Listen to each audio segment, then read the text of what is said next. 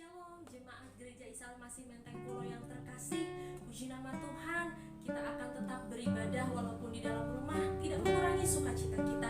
Mari saudara yang terkasih yang ada di rumah-rumah, kita sembah, puji Yesus. Dia Allah yang besar, Dia Allah yang kami muliakan, kami tinggikan. Amin. Tuhan, kami mau sanjung Engkau Tuhan. Haleluya.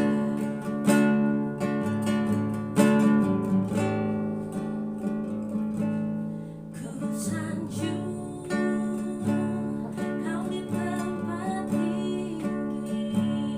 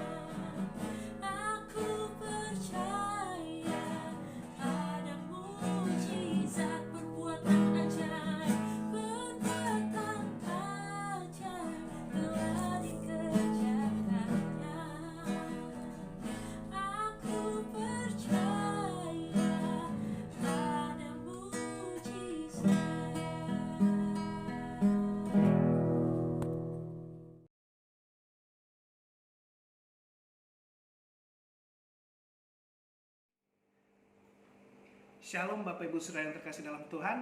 Kita tundukkan kepala, kita berdoa. Bapa dalam nama Yesus, terima kasih Tuhan atas segala berkat-Mu sampai hari ini.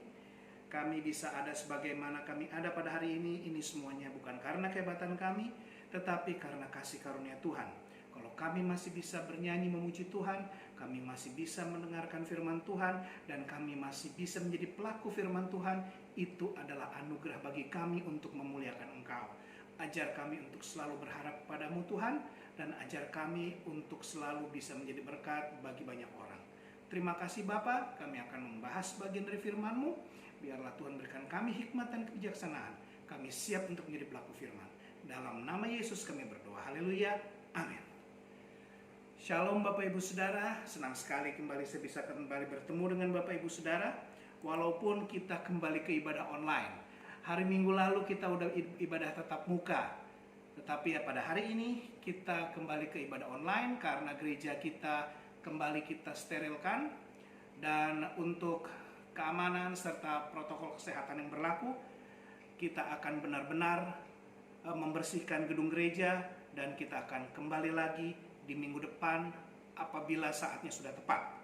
Nah, Bapak Ibu Saudara, kami yakin Majelis Gia Menteng Pulo tetap yakin bahwa kita tetap tidak mengurangi semangat dan motivasi Bapak Ibu Saudara sekalipun kita ada di ibadah online. Ya, mari kita sama-sama belajar mengenai firman Tuhan. Hidup Kristen kita percaya sama-sama adalah suatu anugerah. Hidup Kristen itu adalah sesuatu yang sangat indah sehingga bisa disebut sebagai anugerah. Kenapa disebut anugerah? Karena Yesus memberikan keselamatan yang merupakan orientasi dari anugerah itu sendiri bagi kita secara cuma-cuma. Yesus memberikannya secara cuma-cuma, kita mendapatkannya secara gratis. Karena itu tugas dan kewajiban kita untuk memberitakannya pula secara cuma-cuma. Dan kemudian, kenapa menjadi anugerah? Karena hidup Kristen itu adalah berkat. Berkat dan keselamatan itu secara teknis memang berbeda, ya. Tetapi di dalam Yesus orientasinya adalah sama. Anugerah yang kita dapatkan itu sesuatu yang tidak ternilai harganya. Karena itu adalah suatu berkat sehingga kita juga harus menjadi berkat bagi orang lain. Ia memberikan berkat bagi kita itu sesuatu yang baru setiap hari. Karena itu ingat, kita juga harus bisa menjadi saluran berkat bagi orang setiap hari. Nah, karena itulah hidup Kristen itu disebut sebagai anugerah. Hidup Kristen itu juga berbeda. Hidup Kristen itu bukan seperti sesuatu ritual keagamaan, bukan. Karena sesungguhnya kalau saya mau terus terang, Bapak Ibu Saudara mungkin sudah tahu, kalau yang namanya kekristenan itu bukanlah agama.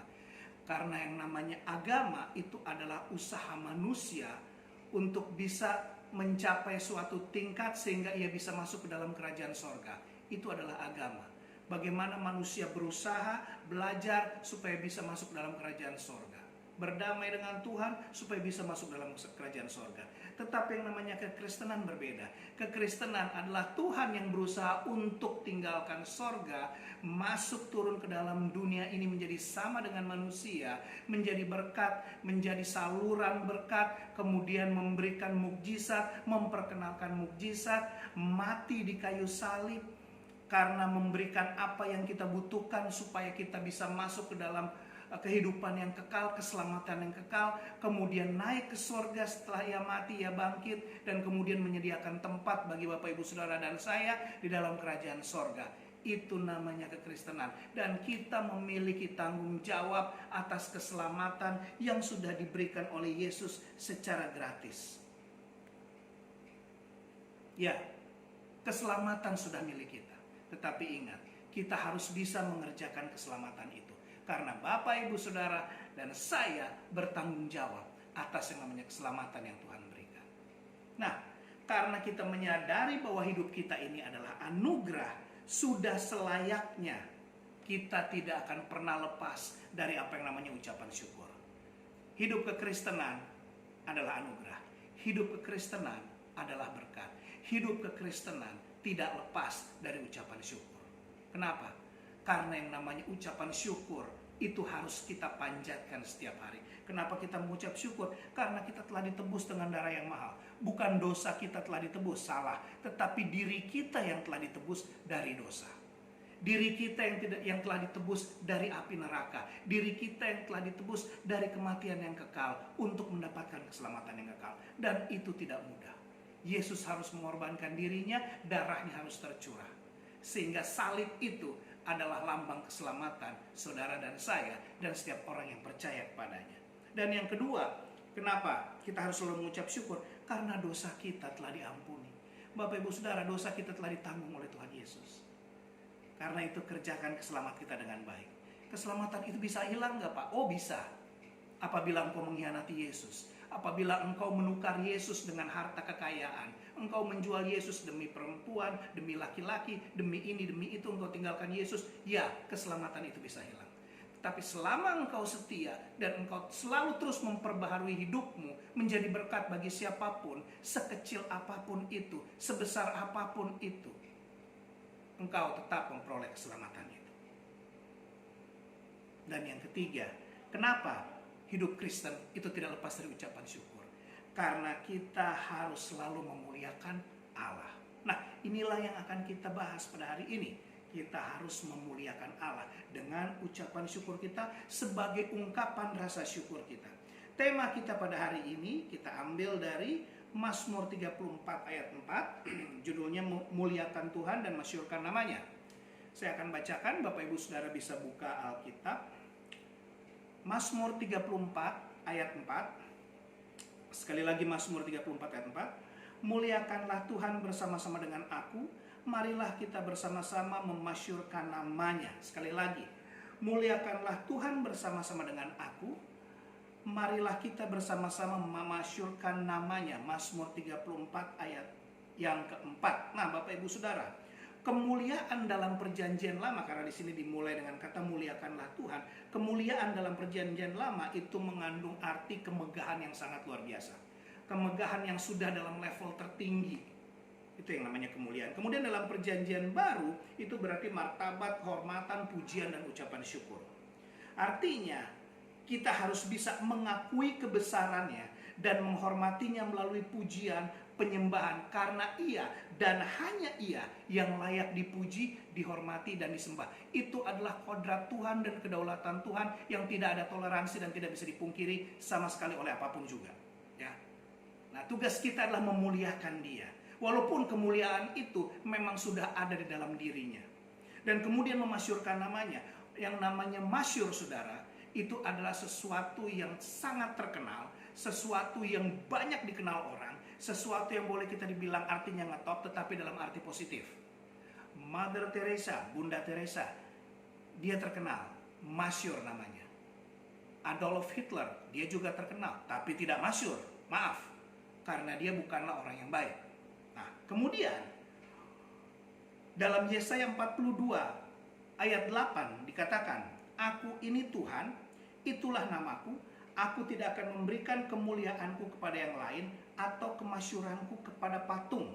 Kemudian dalam 1 Tawarikh 16 ayat 29, berilah kepada Tuhan kemuliaan namanya, bawalah persembahan dan masuklah menghadap dia, sujudlah menyembah kepada Tuhan dengan berhiaskan kekudusan. Jadi memuliakan Tuhan itu mengandung arti mengakui bahwa hanya Tuhan yang layak dipuji dan disembah. Itu saya yakin dalam hati Bapak Ibu Saudara, dalam sikap Bapak Ibu Saudara, kita mengakui hanya Tuhan yang layak dipuji dan layak disembah. Kita tidak menyembah yang lain. Kemudian yang kedua, muliakan dia dengan pujian dan penyembahan kita. Nah, kita lakukan dalam setiap ibadah kita. Apakah itu di gereja, apakah itu online, apakah itu tatap muka, apakah itu di rumah, di kamar, kita memuliakan Tuhan dengan menyembah dan memuji dia. Ya, saya yakin Bapak Ibu Saudara juga melakukan itu. Jangan berhenti. Dan yang ketiga, nah ini dia. Memuliakan dia dengan perilaku kita sebagai garam dan terang dunia. Nah, contoh, sebab itu marilah oleh dia senantiasa mempersembahkan korban syukur kepada Allah, yaitu ucapan bibir yang memuliakan namanya. Ibrani 13 ayat 15. Kita memuliakan dia dengan perilaku kita. Kita memuliakan dia sebagai terang. Kita memuliakan dia dengan ucapan kita. baik kepada orang yang kita hormati, yang derajatnya mungkin lebih tinggi dari kita, atasan kita di kantor, atau mungkin dengan orang yang merupakan pembantu kita, anak buah kita di tempat pekerjaan, tim kita, bawahan kita, dan lain sebagainya. Engkau harus bisa memuliakan Tuhan dengan perilaku yang baik sebagai terang dunia dan garam dunia di hadapan semua orang, tidak terbatas tua, muda, laki-laki, perempuan. Semuanya engkau harus bisa melakukan hal yang baik, yang apa dinamakan memuliakan Tuhan terhadap diri mereka. Nah, itulah yang Tuhan inginkan. Tetapi dalam memuliakan Tuhan, mudah apa enggak? Aduh Pak, saya udah mencoba untuk memuliakan Tuhan. Terutama yang ketiga tuh, memuliakan Tuhan dengan perilaku kita sebagai garam dan terang dunia. Saya sudah mencoba, tetapi tidak mudah. Ya memang, harus kita akui, tidak mudah. Kita memuliakan Tuhan dengan perilaku kita, perkataan kita, sikap kita. Tidaklah mudah. Ada hambatannya, ada tantangannya. Enggak gampang juga. Sesekali kita mungkin bisa jatuh, tetapi jangan sampai kita jatuh keterusan. Tetapi yang memang tidak gampang. Dan dalam hal ini saya pelajari ada beberapa hal. Memuliakan Tuhan tidak mudah. Dan tantangannya adalah yang pertama, pergumulan hidup yang berat. Ini salah satu tantangan untuk kita memuliakan Tuhan. Kalau kita tidak memiliki pergumulan hidup yang berat, kalau kita tidak memiliki hambatan, nggak memiliki tantangan, memuliakan Tuhan itu gampang. Mau dengan mulut, mau dengan segala macam gaya kita, perilaku kita, mudah. Tetapi dengan pergumulan yang kita miliki, memang tidak akan mudah. Tetapi tetap harus kita lakukan. Bapak Ibu Saudara, 1 Korintus 10 ayat 13. 1 Korintus 10 ayat 13. Saya akan bacakan 1 Korintus 10 ayat 13. Pencobaan-pencobaan yang kamu alami ialah pencobaan-pencobaan biasa yang tidak memiliki kekuatan, yang tidak melebihi kekuatan manusia. Sebab Allah setia dan karena itu Ia tidak akan membiarkan kamu dicobai melampaui kemampuanmu. Pada waktu kamu dicobai, Ia akan memberikan kepadamu jalan keluar sehingga kamu dapat menanggungnya. Nah, pencobaan-pencobaan yang kamu alami ialah pencobaan-pencobaan biasa yang tidak melebihi kekuatan manusia. Ini adalah firman Tuhan. Ini adalah pernyataan Tuhan dalam surat Paulus 1 Korintus 10 ayat 13. Jadi apabila Bapak Ibu Saudara mengalami itu, artinya Tuhan memang mengizinkan itu terjadi. Dan kalau Ia mengizinkan itu terjadi, maka kita baca baik-baik dalam surat tersebut. Pada waktu kamu dicobai, Ia akan memberikan kepadamu jalan keluar sehingga kamu dapat menanggungnya. Bukan sehingga kamu tidak dapat menanggungnya. Artinya apa? Segala macam pencobaan yang kita alami tidak akan melebihi kekuatan kita. Dan kalau Tuhan mengizinkan, Ia artinya memberikan jalan keluar. Sebab apa? Sebab tidak jarang Ia melatih kita untuk mewujudkan rencananya. Bapak Ibu Saudara sering mendengar istilah orang bilang, aku sebagai orang Kristen itu memiliki salib dan aku menanggung salibku. Aku sebagai orang Kristen memikul salibku. Saya mau katakan, kalau engkau berkata begitu, engkau berani berkata begitu, salib itu adalah pergumulanmu. Kalau engkau berani berkata, aku sebagai orang Kristen, hidupku memikul salibku sendiri, berarti engkau bisa menanggung pencobaan atau pergumulan hidup yang ada dalam dirimu. Karena salib itu adalah pergumulan. Jadi orang Kristen memiliki salibnya masing-masing. Orang Kristen memikul salibnya masing-masing. Artinya orang Kristen memiliki pergumulannya masing-masing.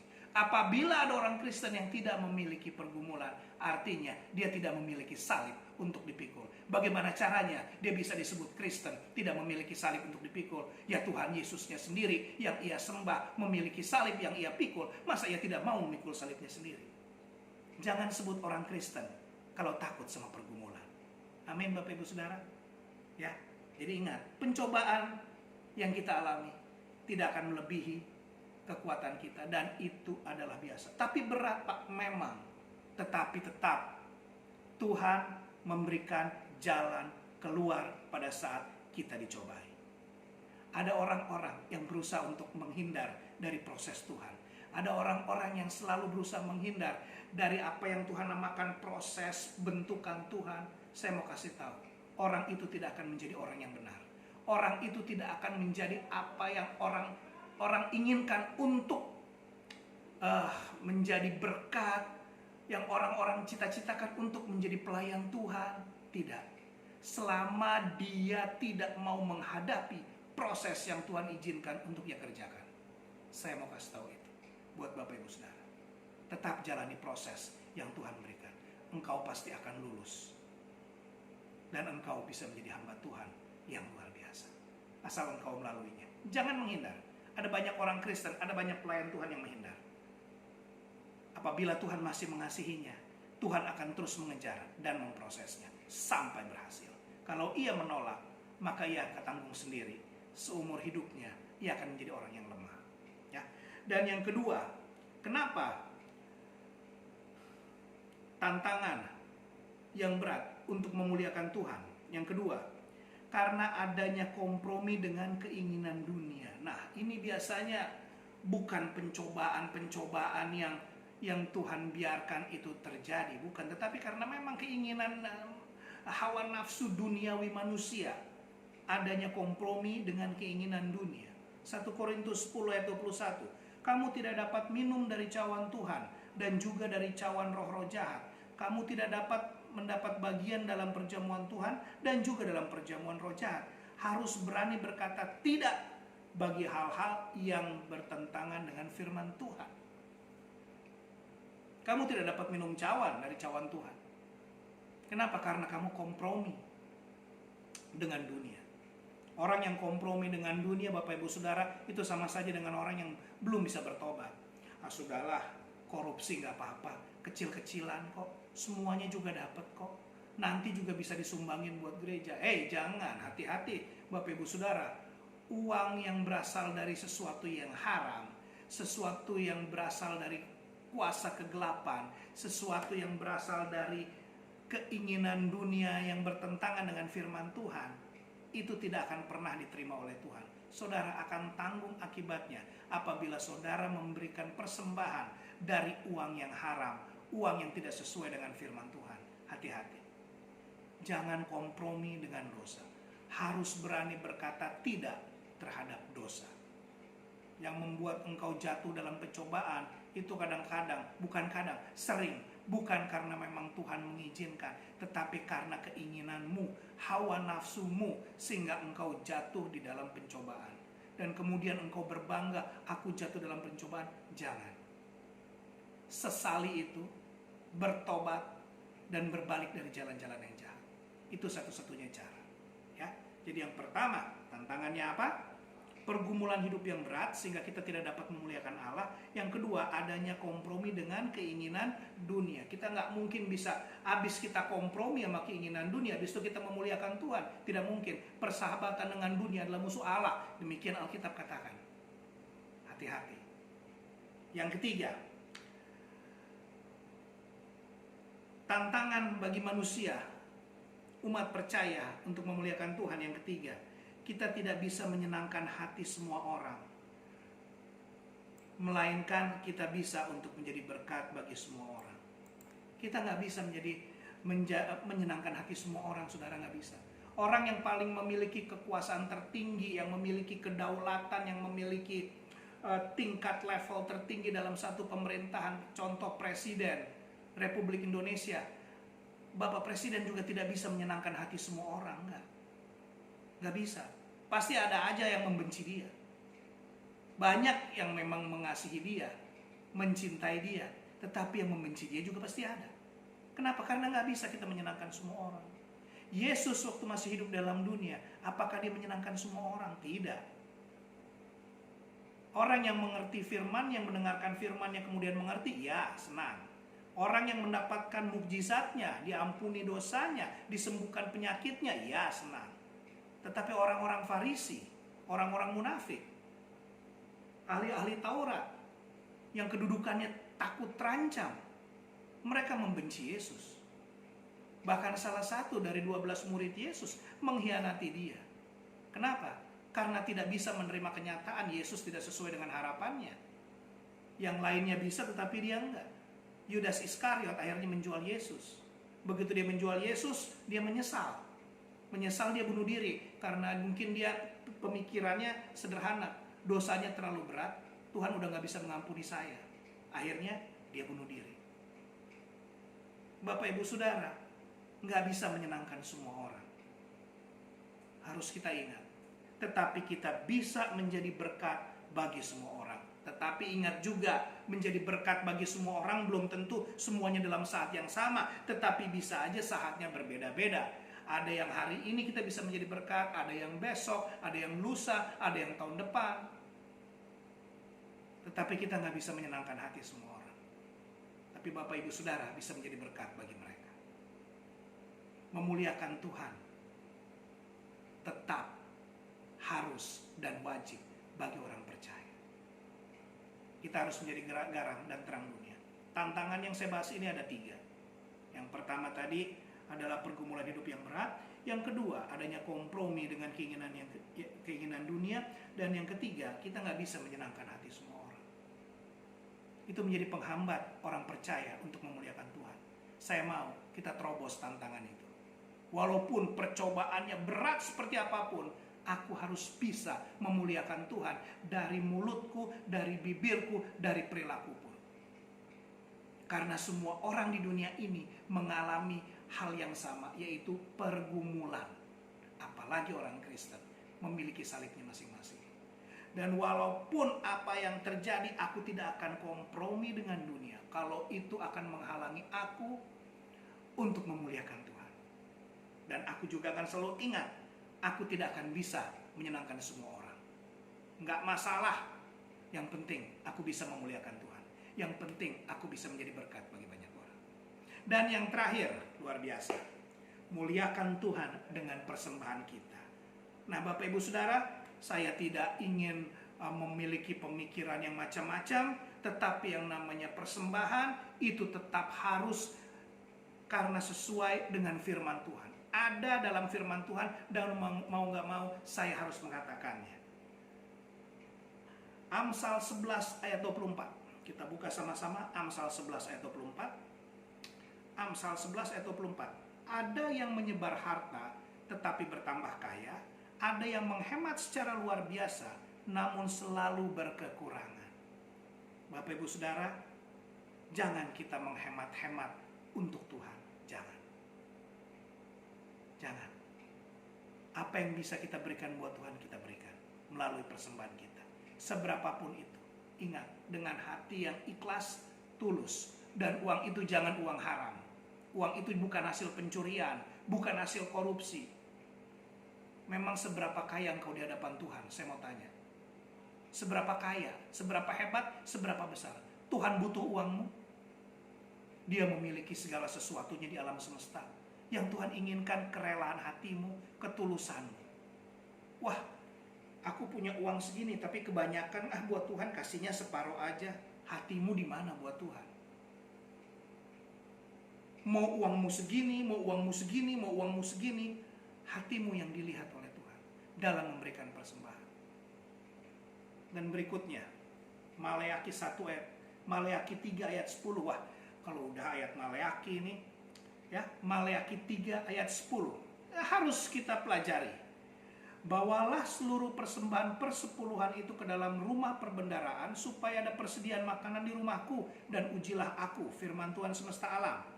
Apakah aku tidak membukakan bagimu tingkap-tingkap langit dan mencurahkan berkat kepadamu sampai berkelimpahan? Maleakhi 3 ayat 10.